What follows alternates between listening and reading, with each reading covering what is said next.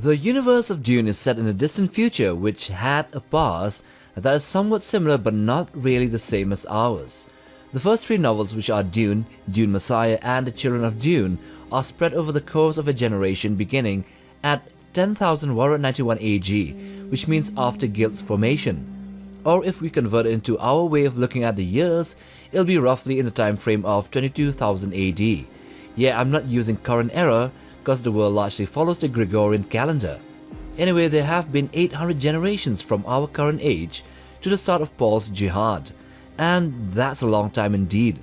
But let's leave that aside and take a look at what is one of the most frequently asked questions in the Dune fandom. That is, how long do humans live in this franchise? Does spice help in increasing lifespan? And based on the books, who or what are the longest living individuals? So let's get to it. So as we have explored in a previous video, there are no alien species in the Dune universe. At least there are no sentient alien beings or entities, no extraterrestrial civilizations that have been encountered in the vast expanse of the interstellar Imperium. So what do we get instead? In the span of thousands of years, we get different subspecies of humans, hybrids, clones, mutated specimens and even super beings. Ones that can bend space and time to access genetic memories of their ancestors and even look into the future to the events pertaining to their descendants. All of this in part is due to the highly psychoactive and enigmatic substance called the spice, a mere byproduct of the life cycle of the sandworms of Arrakis. One of the gifts the spice melange bestows on the people that consume this is an allegedly longer lifespan, which we shall explore here. This information narrows down the answer to the question of people's lifespan here. It narrows it down to the consumption of the spice. This means that the vast majority of humanity might just have a similar longevity as us in the 21st century, depending on the advancements of their planet's healthcare and environment.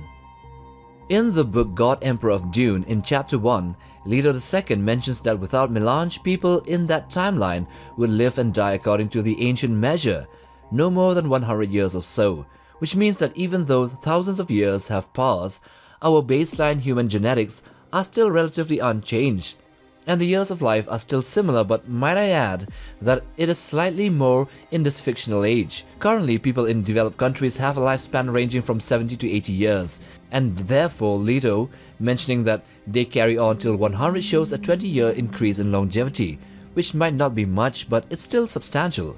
It is also mentioned in the prequel, mentioned in Chapter 21 of Children of Dune Part 1, that without Melange and its amplification of the human immunogenic system, life expectancy for the very rich would have degenerated by a factor of at least 4. Even the vast middle class of the Imperium ate diluted melange in small sprinklings with at least one meal a day. This statement proves that spice thus prolong life and by a factor of 4 for the very rich, which means that they could potentially live between 300 to 400 years. But then the Children of Dune quote is still also difficult to reconcile with other data from the later books and also from the facts from the first and second Dune novels. In Dune, the first book, Baron Harkonnen is constantly described as an old man, but at the age of 81.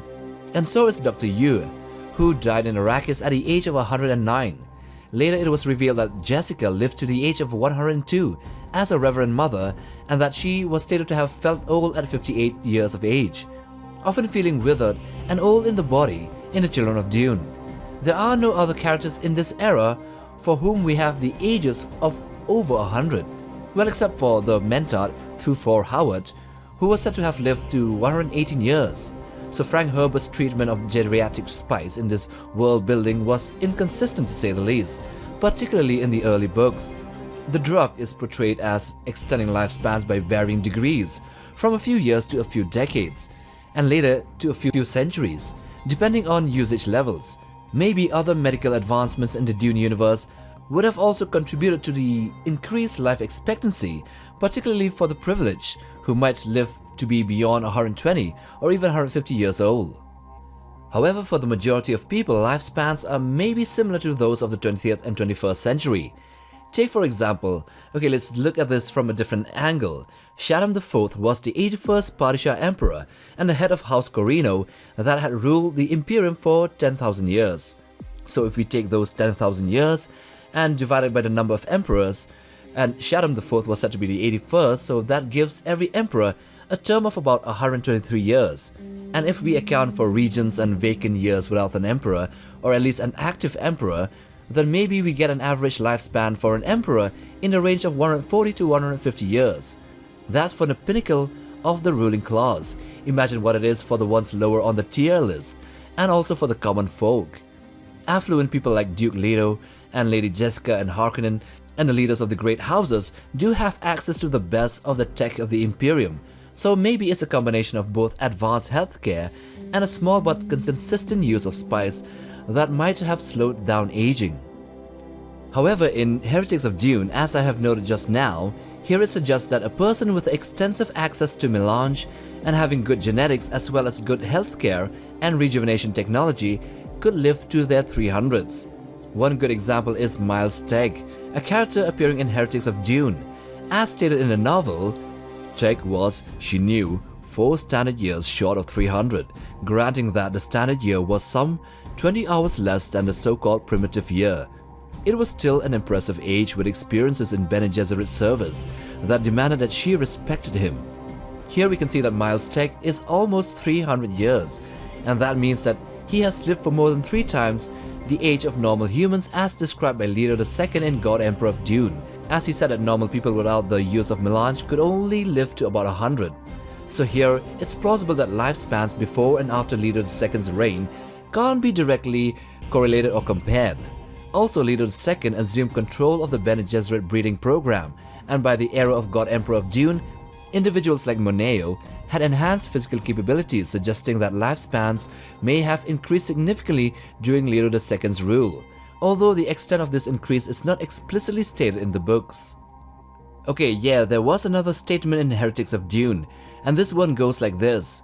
Was he, the God Emperor, driven by the desire for long life? He lived for more than 10 times the normal span of 300 standard years, but consider the price he paid. So this here is a direct canon, albeit contradictory statement pertaining to normal human lifespans in the universe. Here the God Emperor, who has lived for more than 3,500 years, is said to have lived only 10 times or more that of a normal person in this day and age. So that puts the normal lifespan at 300. And yeah, aside from the Golas of Duncan, Idaho, that were cloned and recloned for millennia, Leto II is in fact the oldest ever living human in Dune. Well, again, partly human since he merged with the Sand Trouts and then eventually died and transformed into them in the end of God Emperor of Dune. So maybe we can say that during the God Emperor of Dune timeline and before that, the normal lifespan was 100 for the ones not using spice, and for the ones using spice it can go to around 150. And then after that, during the Heretics of Dune and up to Chapter House Dune, the lifespans would have increased to around 300 to 400. Anyway, let's take a look at the oldest living characters of Frank Herbert's Dune universe, excluding the expanded lore of the other 2 writers. So as of the year 10,193 AG, Vladimir Harkonnen, the head of House Harkonnen of Gaidi Prime and the governor of Arrakis, was killed alongside the Emperor Sardaukar forces when Paul Atreides made his move to secure the seat of the Imperium. Vladimir Harkonnen here was 83 years as of his time of death. Then next we have an assassin of a great house of Fenring, and this is Count Hasimir Fenring. So during the timeline between Dune and Dune Messiah, Count Fenring was tasked with assassinating Paul Atreides, but he refused to do so. But then again later he was exiled to live in Salusa Secundus, where he spent more than 3 decades there and died at the old age of 92. Now, as we have stated earlier, Lady Jessica would become a Reverend Mother in her years in the desert of Arrakis, and then she would continue to live to the age of 102. Dr. Ewer, who was the Atreides traitor, died at the age of 109, killed by Baron Harkonnen himself, who betrayed the betrayer. Yes, Tufir Howard, the mentor of the Atreides, would continue to live to 118. And then jumping forth to the Heretics of Dune, here we have Miles Tegg, who was 296 years or 296 standard years old.